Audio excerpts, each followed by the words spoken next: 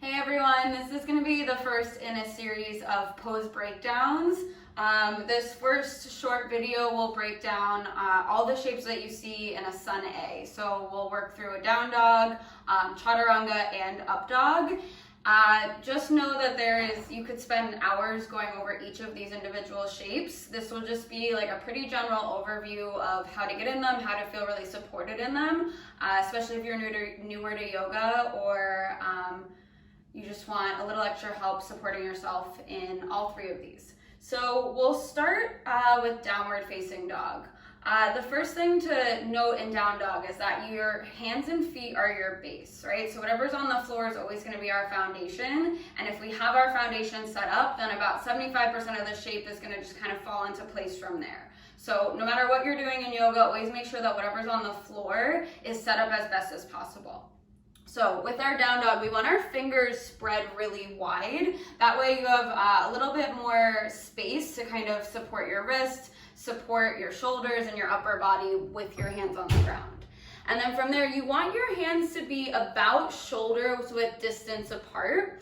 If you have tighter shoulders, you might walk your hands a little bit wider than that. Always feel free to go wider, but try not to be narrower than shoulder width. And then your hands are going to turn out slightly. So your pointer finger is going to point towards the top of the mat. Again, for tight shoulders, your hands might turn out a bit more and the hands might go wider. It's always something to play with. From there, you tuck the toes, send the hips up and back, and you're in this upside down V shape in the body. So before we talk about the legs and what the feet are doing, I want to talk about the upper body and the hands a bit more. So there's this tendency here to first turn the hands in, make sure that the pointer finger is pointing to the top of the mat or slightly out. And then the next thing that starts to happen is the shoulders will cave in towards the ears. So I'm kind of over exaggerating what that might look like now. What you want to think is that there's almost like golf balls or something in your armpits and you're squeezing your arms in, wrapping your armpits closed. Right? So think about it if you are with your arms up overhead, this would be that internal rotation, right? With the armpits really wide, the shoulders coming in towards the ears. We want this like hugging in action, closing off of the armpit. That's what's happening when you're in your downward facing dog. Yeah, so then once you have that, we start to look at the spine. I'm going to turn this way so you can see. The next thing that starts to happen is there starts to be this kind of like round through the low back. We want a neutral spine, so just like how we would look if we were standing up, straight up and down, which means the spine is really long, there's going to be a natural curve to the low back. This arch, this round here, often comes from tight hamstrings, so a great way to kind of fix that is to bend the knees slightly, and then press into the hands, see if you can lift your hips a little higher so the spine gets really long. Once you find the length, make sure that the front body stays active so there's no like dropping down of the chest. The front ribs are knitted in. Yeah. And then your feet, we'll start to look at that now. You want your feet to be hips width distance apart. So again, not too close together. If anything, they might go a little bit wider. I like a bend in my knees. It helps me get that space through the spine here.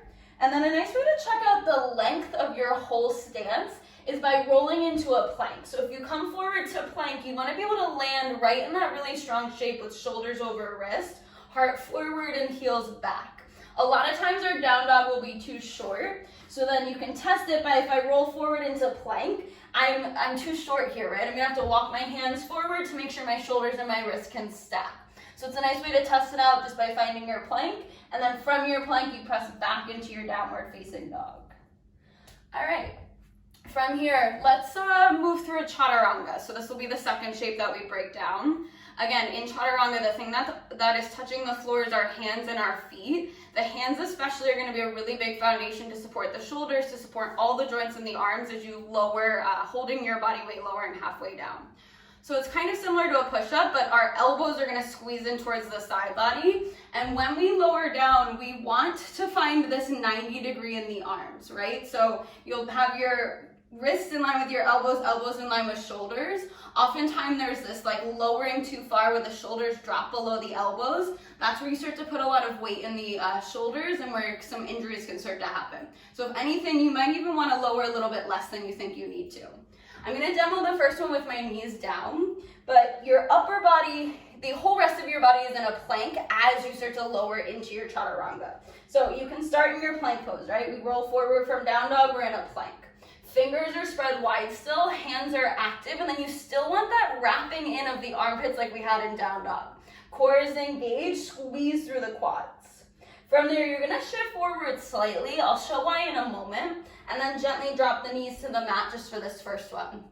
Good, from there, stay in that shifted forward space. You're just gonna bend your elbows straight back, squeezing the elbows in towards the side body, and you wanna not lower past the elbows, right? So often there's this dropping of the chest stays lifted, the collarbones keep pulling forward.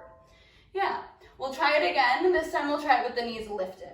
So from plank, shift forward on the tiptoes so the shoulders come past the wrist. And then as you exhale, it's a slow lower. Hug the elbows tight, my core stays engaged. Yeah.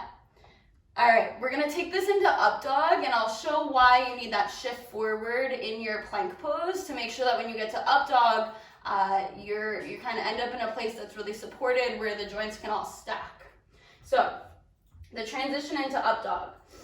From your plank pose, you shift forward on the toes. We find chaturanga, we lower halfway. Flip over the feet, you start to lengthen your arms, pull the heart forward and up. Your legs stay off the ground the whole time. My shoulders, my elbows, and my wrists are still stacked. Shoulder blades pull together, heart pulls forward, low belly is active.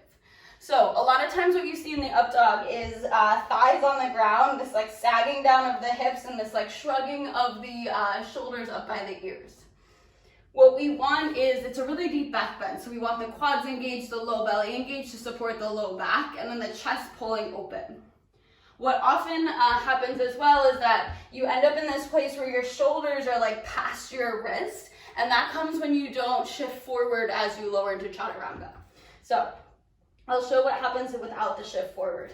If you're just in your plank and you lower down, first of all, you can't get that 90 degree, right? Your elbows go back, there's nowhere for them to go.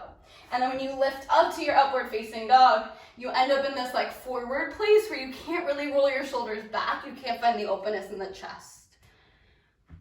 If you find the shift forward, you end up with all this space to lift yourself forward and up. So the flip of the feet, there's a few options. You can do what I did where you 1-2 flip the feet. That'll probably be the easiest as you're starting to learn this. The second option is to roll over the feet, right? That makes it a little bit more advanced. It's gonna require a lot of flexibility through the ankles and the tops of the feet. But you wanna think of it as this like push yourself forward to roll back so that you still kind of end up in that place where the shoulders are over the wrist. I'll show it here. So from your plank pose, inhale, shift forward. Exhale, lower halfway. Press the feet back to roll over them, and then you lift the chest forward and up. If you have a sticky mat, kind of like mine is, it makes it a little bit more challenging. But again, from here, engage the quads, draw the navel to the spine, shoulder blades down the back, hands are active. And then to get back to down dog, you just start to draw the navel up higher, lift the hips, and then flip back over the feet, 1-2, or you can do that same kind of rolling action from there. All right, this is our breakdown of the sun A shapes. I'm gonna do a few more videos of warrior shapes and a few other things. Again, you could break down each of these poses for a few hours, right? There's so much that goes into each of them, but that's just kind of a basic overview of how you would go through that.